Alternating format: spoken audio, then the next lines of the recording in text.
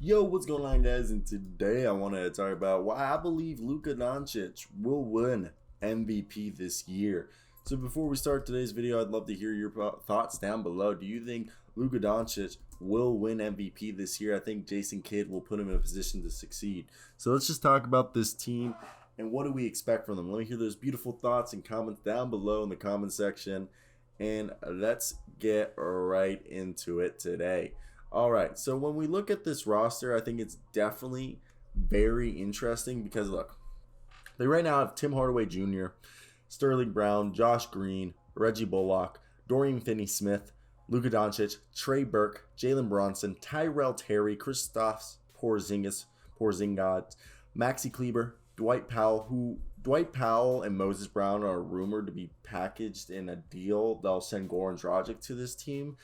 That's what it's rumored that they're going to be traded. I don't know if you guys heard that. Comment down below if you guys have heard that. Willie Cauley-Stein, Boban Marjanovic, and Moses Brown with Ferran Hunt, Frank Ntilikina, Carlik Jones, all on training camp deals, with Frank Ntilikina probably being the most likely of those guys to be on the roster. And then McLaughlin and this other guy, Eugene, I can't say his last name, tell me down below, on two-way contracts.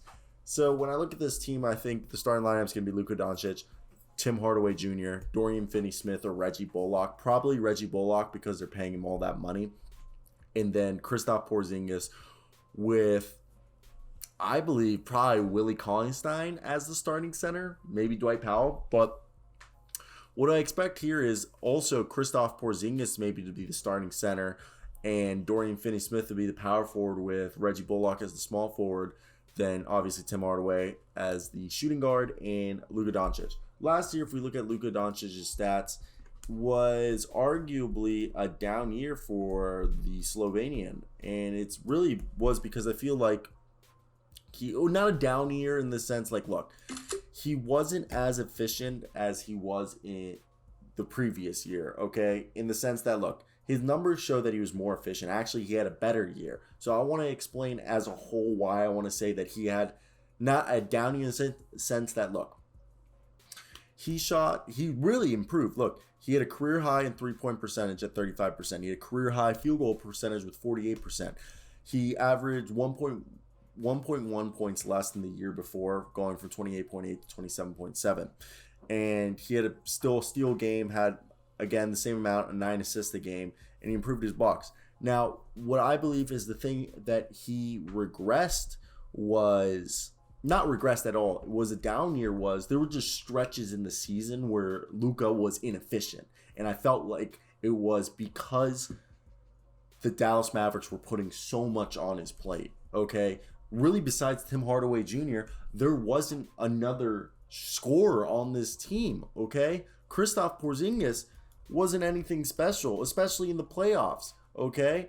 And I think from what we've heard Jason Kidd say, he's put very encouraging words saying that he's going to utilize Kristaps. And also people think Kristaps played terrible, which he wasn't as good as he used to be, but in 31 minutes a night, he averaged 20 points a game, shooting 37.6% from three, 48% from the field, 9 rebounds a game, and 1.5 blocks. So Kristaps is still a good player. Okay, and I could see them running like Kristaps. I think should be a power forward. I don't think he should be a center. I think they should look at what the Washington Wizards did last year with Robin Lopez, Alex Len, and Daniel Gafford, and apply that logic with Dwight Powell, Willie Cauley-Stein, Boban Marjanovic, and Moses Brown if they do keep Moses Brown and Dwight Powell, with Dwight Powell and Willie Cauley-Stein being pick and roll gods. And then I think Moses Brown can also join that role too, being rim runners, pick and roll guys, rim protectors, and just being that with, I think Boban could be the guy who's the outlier there. And then you have Kristaps Porzingis doing his thing, being the second fiddle next to Luka Doncic, with Tim Hardaway being the third fiddle. I think we'll see the most efficient version of Luka this year. I really expect him to have a 50-40-90 year this year, even though that we could argue he's never been the best free throw shooter in the sense that he's a career 73.5% free throw shooter. So maybe that I'm going to take that back. 50-40-80. I think he'll shoot 50% from the field, 40% from three, and 80% from the free throw line. while averaging, close to 30 points and having 10 assists a game and having a steal and maybe even a block a game. Okay? Because I expect the starting lineup, like I said, Doncic, Tim Hardaway Jr. Really, right now, I'm thinking Reggie Bullock, Kristaps Porzingis, and Dwight Powell, with the second unit being Willie Constant and Moses Brown being the primary backup centers, with Boban maybe in garbage time, Maxi Kleber backing up, Kristaps Porzingis, with probably Dorian Finney-Smith also getting some, power forward minutes on small ball lineups where Kristaps is playing center, Finney-Smith at power forward, and Reggie Bullock at small forward.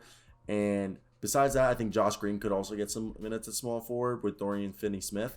And then you go over behind Tim Hardaway Jr., I think it's going to be Trey Burke and then Josh Green and Sterling Brown. And, at point guard, I think Jalen Bronson and Tyrell Terry will mainly back up Luka Doncic, with Frank Ntilikina coming in when they need defense. And I think we're really going to see the most efficient version of Luka Doncic this year, and he's going to win MVP with Jason Kidd putting him in a position to succeed. So let me hear your thoughts down below, guys. What do you guys think of Luka Doncic this year? That's it for me, guys. I hope you guys did have a great day. Till next time, guys, but peace out.